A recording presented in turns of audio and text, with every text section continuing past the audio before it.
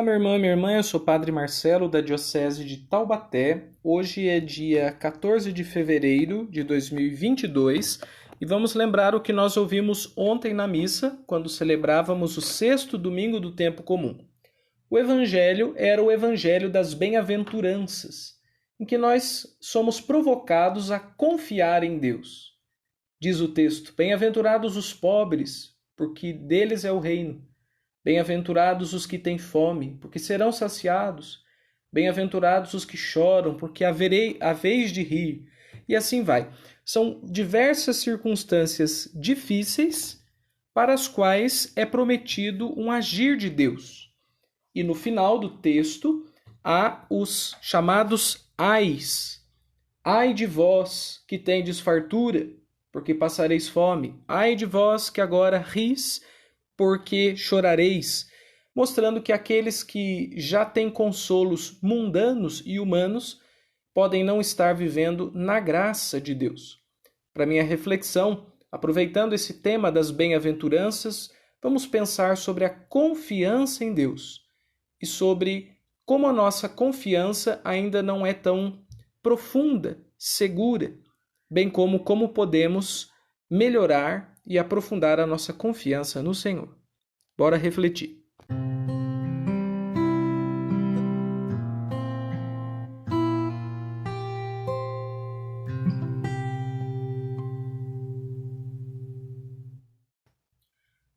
Geralmente, quando nós rezamos em duas situações muito típicas. A primeira, naturalmente, são aqueles momentos em que a gente passa dificuldades na vida.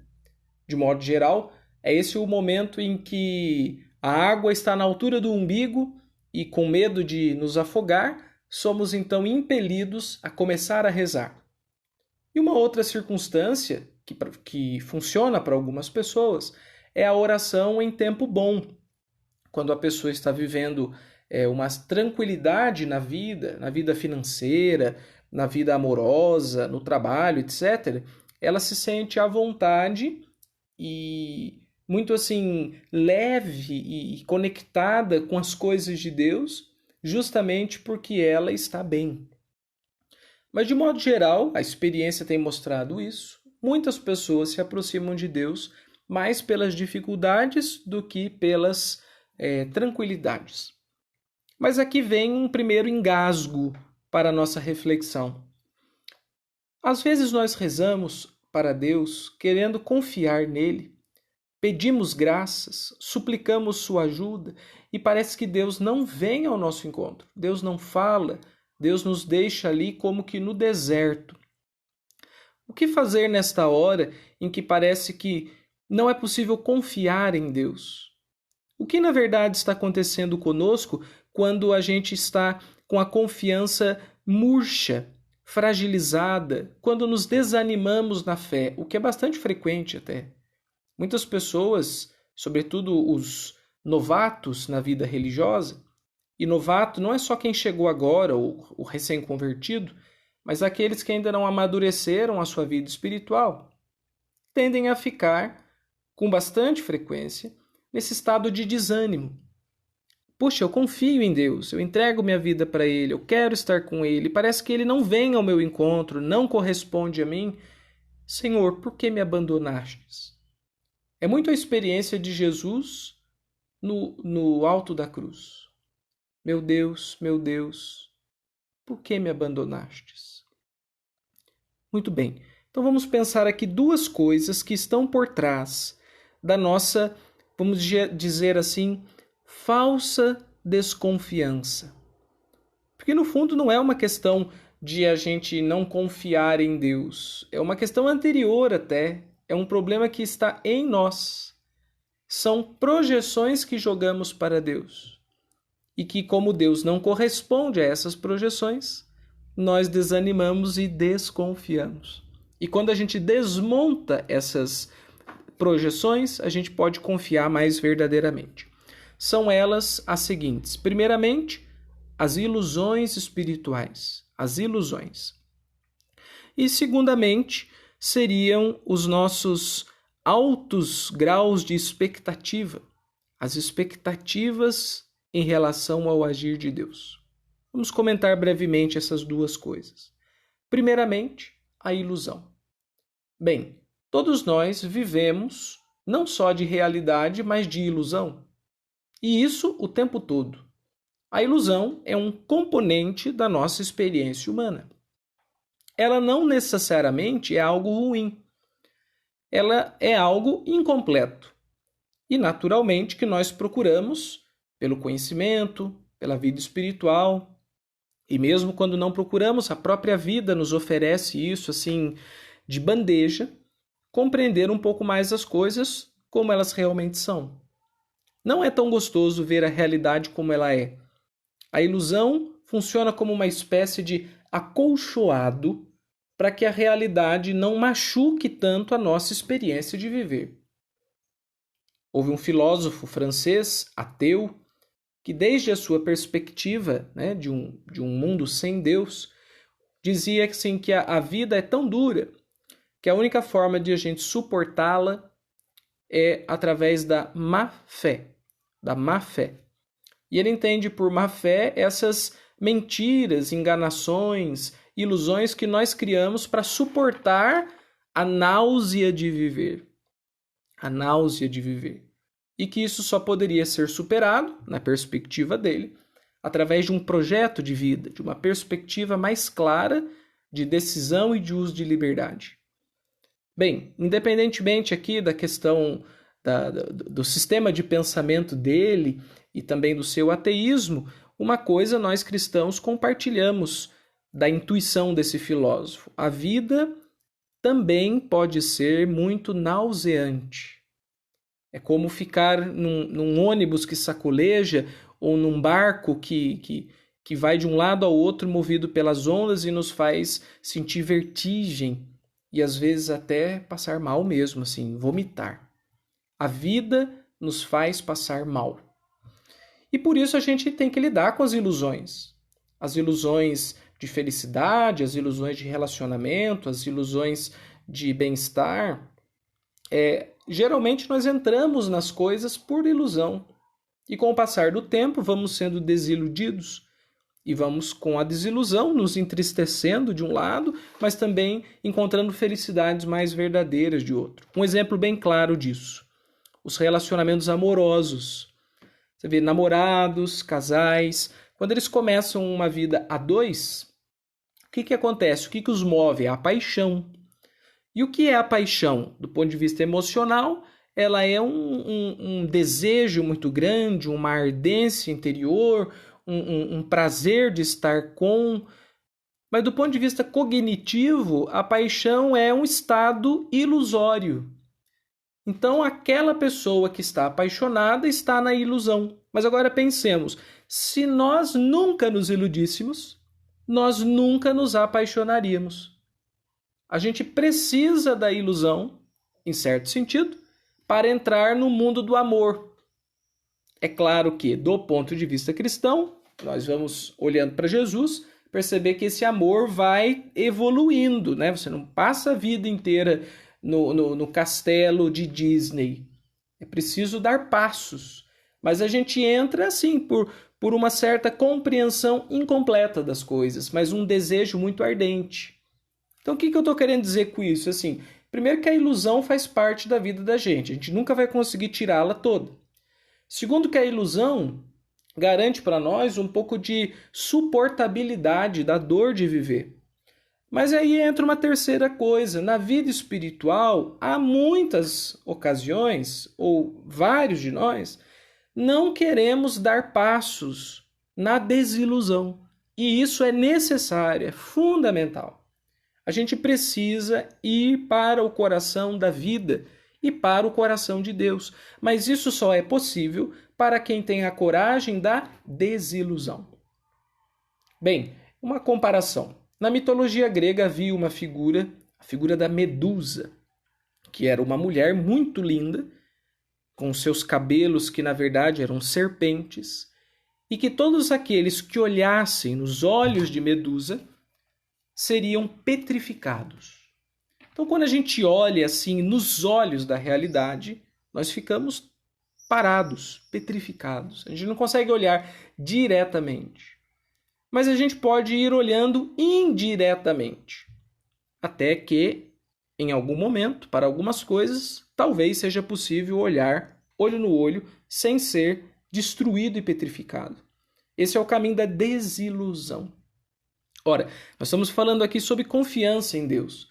Uma das razões pelas quais muitas pessoas têm uma confiança frágil em Deus, ou passam a desconfiar de Deus, não querem mais estar com Ele, é porque, na verdade, as suas ilusões espirituais foram desmontadas. O que é extremamente saudável, o que é preciso, o que é desejável, nós temos que caminhar na senda da desilusão. Para amadurecer e para confiar de verdade, é como o texto do Evangelho diz: bem-aventurados os pobres, bem-aventurados os que choram, bem-aventurados os que têm fome, bem-aventurados aqueles que são perseguidos pelo nome de Jesus. E daí vai dizer, né, que essas pessoas serão saciadas, essas pessoas vão rir, elas receberão a recompensa no céu. Mas é em Deus. Logo abaixo no texto fala ali que a nossa confiança não é na riqueza. Ai de vós ricos. A nossa confiança não é na comida. Ai de vós que agora têm de fartura. E a nossa confiança não é na festividade humana. Ai de vós que agora ris. Nosso problema é esse. A nossa confiança em Deus é uma confiança mundanizada. A gente quer que Deus dê pra gente o mundo, o mundano, quando na verdade Ele quer dar o Espírito Santo, a vida. É claro, Deus não dá apenas os dons espirituais, não deseja só que a gente viva nos dons espirituais, porque a nossa vida terrena precisa de coisas terrenas. A gente precisa comer, a gente precisa ser feliz, a gente precisa trabalhar, tudo isso é verdade. Mas o problema é quando a gente começa a esperar o mundo da parte de Deus, quando na verdade Deus quer dar mais do que o mundo. Ele quer dar a si mesmo e o seu reino. E o seu reino não é deste mundo. O que quer dizer que a lógica de Deus não é a lógica do mundo.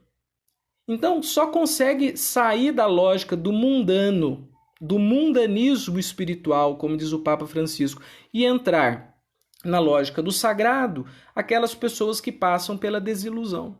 A desilusão nos oferece a confiança verdadeira. Então, no fim das contas, boa parte daquilo que a gente chama de desconfiança, da nossa briga com Deus, da nossa birra de que Deus não nos atende, só desmascara uma coisa, que é o fato de que nós preferimos a ilusão. Nós preferimos a ilusão. Uma segunda coisa.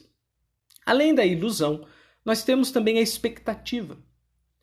Disse o filósofo grego Sêneca que a expectativa é a mãe da frustração. Quanto mais a gente espera, quanto mais a gente cria aquele horizonte de que o outro vai me atender, vai me corresponder, mais a gente sofre porque ele não nos corresponde, não nos atende. Quanto menos expectativa, melhor. E aqui é um segundo problema. A gente espera de Deus a nosso modo, quando o jeito de Deus é ao modo dele. Tanto é que a gente pede no Pai Nosso, mas a gente não percebe que a gente pede, né? Deve ser um pedido inconsciente que a gente faz. Porque a gente entra em crise porque Deus não atende a nossa vontade, mas ao mesmo tempo a gente reza no Pai Nosso: seja feita a vossa vontade.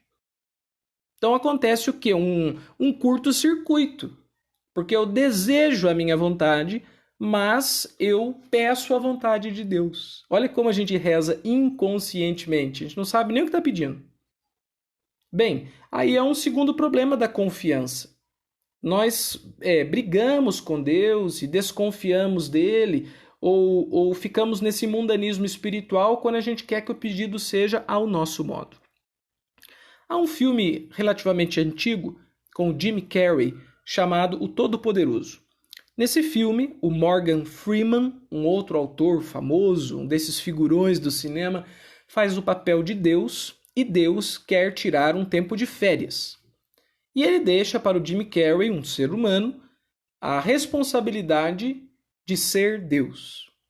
Há uma cena bem interessante em que Jim Carrey vai tentar dormir e existem muitas vozes falando na cabeça dele, ele fica desesperado. Que vozes são essas? São as pessoas rezando à noite. E como ele está no lugar de Deus, os pedidos chegam na cabeça dele. Para aliviar a cabeça, ele faz o seguinte, ele cria um computador com o poder de Deus que ele tem, e os pedidos vão chegando no formato de e-mails. E depois ele clica uma tecla lá, Enter, e atende todos os pedidos das pessoas do mundo inteiro. Na manhã seguinte, quando ele acorda, tranquilo porque dormiu bem, ele liga o jornal, a televisão, e vê que o mundo está um caos. O mundo está um caos. Porque todos os pedidos foram atendidos. O que é interessante disso? Veja, se Deus for atender à subjetividade de cada um, se Deus for corresponder às nossas projeções de ego, o mundo vai ser um caos, porque cada pessoa é uma. Por isso a nossa tradição cristã percebe e professa que Deus tende a atender mais dois tipos de pedido. Primeiro, os pedidos espirituais, porque ele quer dar, sobretudo, o Espírito Santo. E segundo, os pedidos que têm efeito coletivo, que não são pedidos só para mim. O que é desmascarado é que nós somos extremamente egoístas. A gente quer que Deus faça o que a gente quer. E só azar o do outro. E quando Deus não faz o que eu quero, o nosso mundo desmonta. E daí a gente briga com Deus e fala que Deus não é bom e que Deus não nos acompanha, que Deus não nos ama, blá, blá, blá, blá. Não é isso. É que a gente não entendeu o seja feita a vossa vontade do Pai Nosso. É porque a gente ainda é mundano espiritualmente e extremamente egoísta, inclusive na fé. Inclusive na fé. Então veja, meus irmãos e irmãs, para concluir aqui. Deus nos convida a uma confiança nele. Mas essa confiança nele vai exigir de nós uma superação do próprio ego. E a gente faz isso pela via da desilusão e pela via da confiança na vontade dele. É um desafio. Não é fácil. Mas esse esvaziamento e essa humildade supostas para a confiança em Deus, supostos para confiar em Deus, nos farão mais próximos das bem-aventuranças. No mais, viveremos como materialistas espirituais. Por mais contraditório que isso seja na fala, isso parece muito real na prática. Tem gente que tem áreas espirituais, mas no fundo é um materialista. Não queremos isso. Queremos as bem-aventuranças. Para isso, desiluda-se, tenha coragem e deixe que Deus conduza do jeito dele.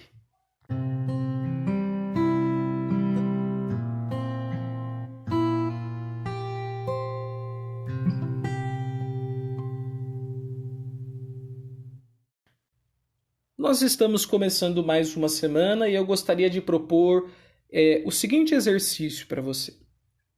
Há um padre espanhol chamado Pablo Dors que escreveu um livro, A Biografia do Silêncio, um pequeno ensaio sobre a meditação.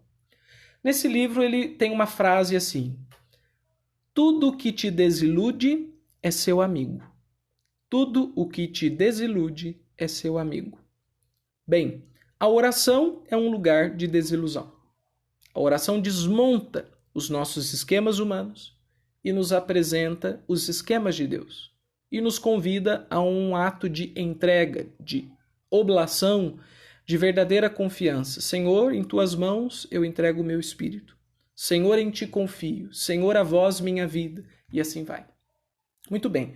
Para essa semana eu convido a você que faça da sua oração um exercício de desilusão. Ao invés de pedir as suas coisas, todos os dias diga assim: Senhor, seja feita a vossa vontade. E fique ali um pouco pensando o que pode ser a vontade de Deus naquelas circunstâncias que você está vivendo, naquela situação que você gostaria de uma solução. O que pode ser a vontade de Deus e não a sua nisso daí? Pede para Ele, seja feita a sua vontade, reflita um pouco o que pode ser essa vontade e mesmo que você não entenda muito, ou, sobretudo, se você tiver muito desejo de que seja feita a sua vontade, tenha a coragem da confiança e diga: Senhor, apesar do meu medo, seja feita a vossa vontade. Te desejo uma boa semana e bons exercícios espirituais. E até a próxima segunda com mais um Ontem na Missa. Deus abençoe e até mais, pessoal.